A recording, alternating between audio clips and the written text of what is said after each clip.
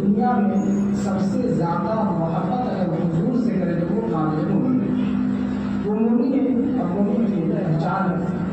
اور یہ اتنا آسان بھی نہیں ہے کہ دنیا کی محبت کو چھوڑ کر کے سب سے زیادہ محبت اللہ کے پیارے حبیب صلی اللہ تعالیٰ علیہ وسلم سے کرنا ہے۔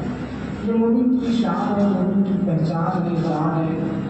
اور اگر وہ ایسا کرے گا تو حدیث پاک کا یہ مفہوم ہمیں پتہ سمجھا رہا ہے کہ وہی کامل مومن ہے، وہی مومن ہے۔ اس دنیا میں اگر کوئی مسلمان مکمل مومن بنے گا تو اس کی طاقت و قوت کا عالم کیا ہوگا اس کا ہم اندازہ تک نہیں لگا سکتے۔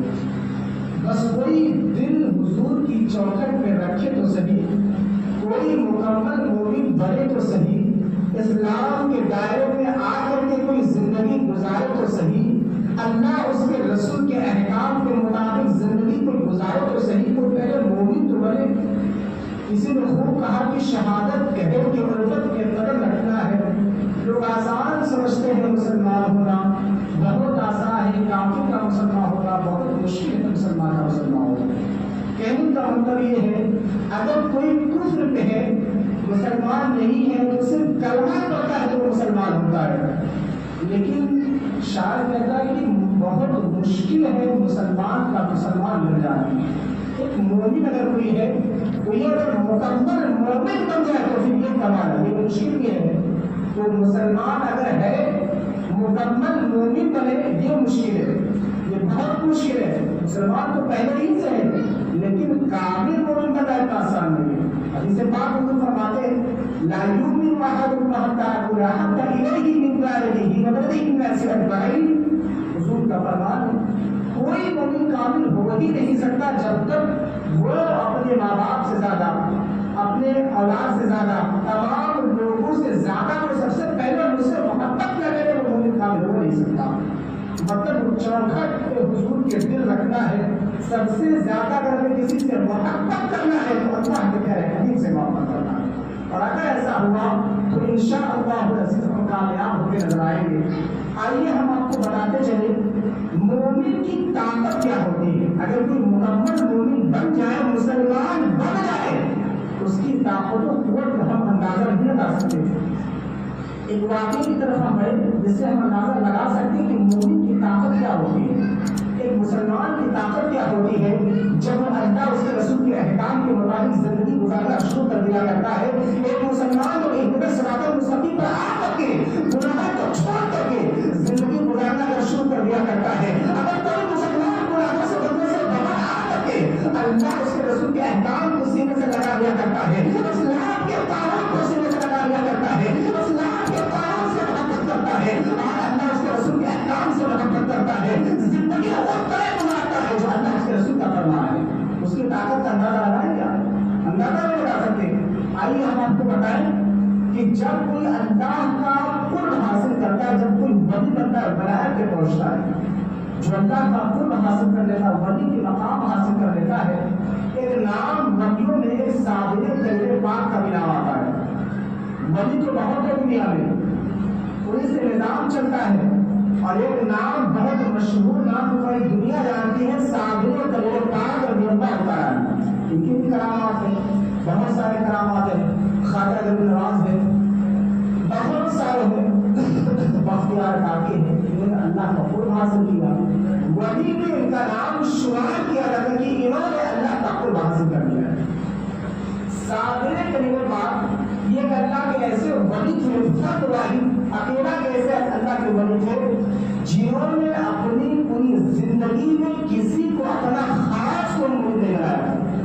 جب کوئی ولی ہوتا ہے کسی کو اپنا مرید بنا ہی لیا کرتا ہے، اپنا کسی کو خاص بناتا ہے، کسی کو मुरीद बनाता है।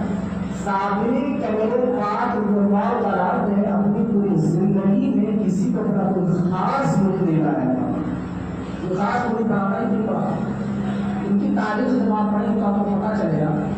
लेकिन साबरी कमरे पाक ने अपनी पूरी जिंदगी में अगर किसी को अपना कोई खास मुरीद बनाया तो उसका नाम मोहतरम जनाब शमशुद्दीन तुर्क पानीपति रहमतुल्लाह अलैह, इनका नाम सुना है। शमशुद्दीन तुर्क पानीपति में आज भी उनका मज़ार मुबारक है। साबरे कलीम पाक ने इनको बड़ा खास मुरीद बनाया था और बना करके यूं कहा था कि हमने तो पूरी जिंदगी में किसी को अपना मुरीद नहीं बनाया, तुमको हमने इसलिए बनाया है कि मुसलमानों की एक ताकत कुव्वत है, एक वजूद है, एक किला जो आज भी है, आमेर का किला। आमेर का एक किला है। मुसलमानों ने तलवारें तो उठाई है, जंग तो की है, सब कुछ तो हुआ, बादशाह भी है, मुसलमान भी है, हुकूमत भी है, अल्लाह की उसका बंदगी भी है, अल्लाह के लिए कुछ सुजूद भी होता है, लेकिन सब मिलकर एक आमेर के किला को फतह न कर सके, इस्लामी हुकूमत कायम न कर सके।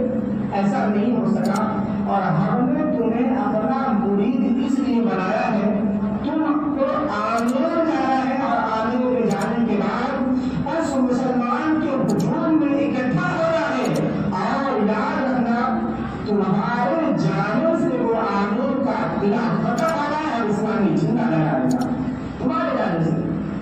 शमशुद्दीन तुर्क पानीपति रहमतुल्लाह अलैह जब साबरे पाक के मुरीद हुए, खास भी हुए और उसके हुक्म के ताबे हुए कि साबरे पाक जो हुक्म देंगे हम उस हुक्म को बजा रहेंगे, हम आमेर को जाएंगे, जाने के बाद उस आमेर के किला को फतह करेंगे और इस्लामी हुकूमत कायम होगी।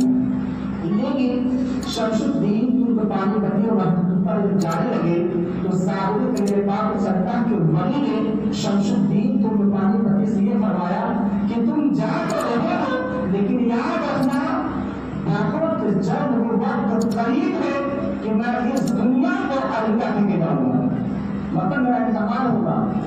बहुत वो वक्त करीब आ चुका है कि तुम यहाँ से निकलोगे आमेर में, हमने तुम्हें अपना मुरीद बनाया, जिंदगी में किसी को मुरीद तो बनाया नहीं, तुमको खास इसलिए बनाया है कि तुमको आमेर का किला को फतह करना है और इस्लामी हुकूमत कायम होगी। साबरे कलीम पाक के कहने के बाद शमशुद्दीन तुर्क पानीपति ने कहा कि आपने हमें अपना खास मुरीद बनाया है और ये भी बता रहे हैं कि हम उस आमेर में